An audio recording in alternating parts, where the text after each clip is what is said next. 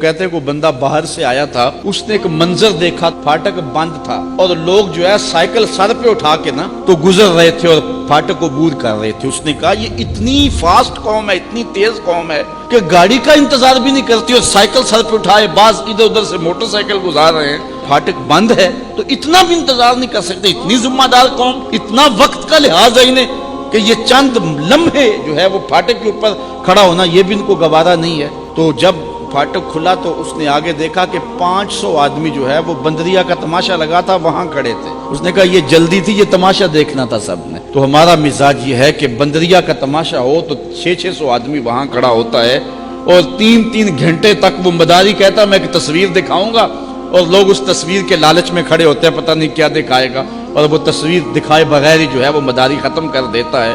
اور ہم اتنے فارغ ہیں, یہ کبھی الیکشن کا ڈرامہ چلتا ہے تو ان سیاستدانوں کے جو الیکشن ہال ہوتے ہیں یہ ہمارے وجود سے بھرے ہوئے ہوتے ہیں, انہیں مفت کے بندے ملے ہوئے ہوتے ہیں. 500 آدمی ایک الیکشن ہال پہ بیٹھا ہوا ہے اور شام سے بیٹھا ہوا ہے, سحری تک بیٹھا ہوا ہے, تبصرہ کیا ہو رہا ہے جیتے گا کون ہارے گا کون.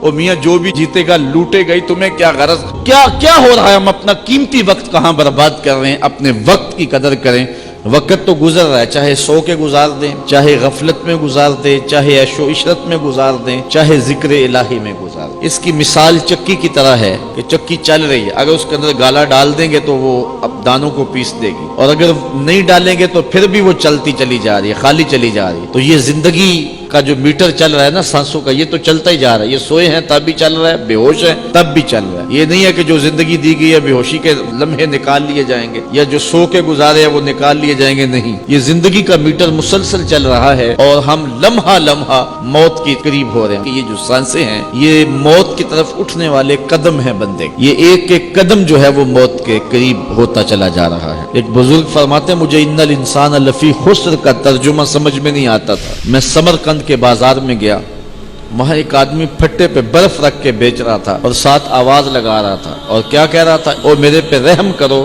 مجھ سے برف خرید لو, میں ایک ایسا تاجر ہوں جس کا راس المال بھی پگھلا جا رہا ہے. برف ٹھہرتی نہیں ہے, قطرہ قطرہ پگھلتی رہتی ہے. وہ کہتے ہیں جب اس نے یہ آواز لگائی تو مجھے سمجھ آ گئی ان الانسان لفی خسر کا مفہوم کیا ہے. جس طرح سانسیں پگھلتی جا رہی ہیں اس طرح زندگی بھی پگھلتی جا رہی ہے. اب جو زندگی ہے یہ تو جو مخصوص سمے دی گئی ہے وہ تو گزر جانی ہے, ایک لمحہ اس نے نہیں ٹھہرنا. انسان ان زندگی کے سانسوں کے بدلے نیکیاں کما لے, ہر سانس کے بدلے استغفار پڑھ لے, درود پڑھ لے, الحمدللہ کہہ لے, سبحان اللہ پڑھ لے, تحمید تسبیح تحلیل پڑھ لے, تو یہ سانسیں کام آ گئی. ورنہ برف کے پگھلتے ہوئے قطروں کی طرح زندگی سانس سانس کر کے ٹوٹ رہی ہے, اور میں اور آپ لمحہ لمحہ موت کے قریب ہو رہے ہیں.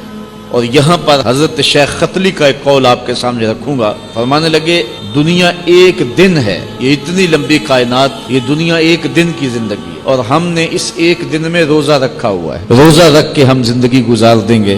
جس طرح روزہ دار ہر برے کام سے بچتا ہے اور احتیاط سے دن کاٹتا ہے, اور جب عصر ویلا آتا ہے تو اس کی احتیاط اور بڑھ جاتی ہے, وہ وضو بھی دھیان سے کرتا ہے کہ کوئی قطرہ حلق سے نیچے ٹپک نہ جائے اور سارے دن کی محنت نہ چلی جائے.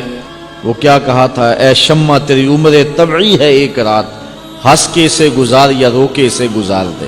ایک رات تیری زندگی ہے, اس کو ہنس کے گزار دے یا رو کے گزار دے, اس کو ذکر و فکر میں گزار دے یا عیش و عشرت میں گزار دے, رب کی یاد میں گزار دے یا غفلت میں گزار دے. یہ تیری مرضی ہے, تجھے اختیار دیا گیا. اس دنیا کی زندگی کو اس انداز سے گزارے کہ ہمارا رب ہمارے اوپر راضی ہو جائے. اللہ تعالیٰ فراغت کے لمحوں کو اپنی یاد سے بدلنے کی ہمیں توفیق دے, اور ایک ایک ساتھ کو با مقصد گزارنے کی توفیق عطا کرے.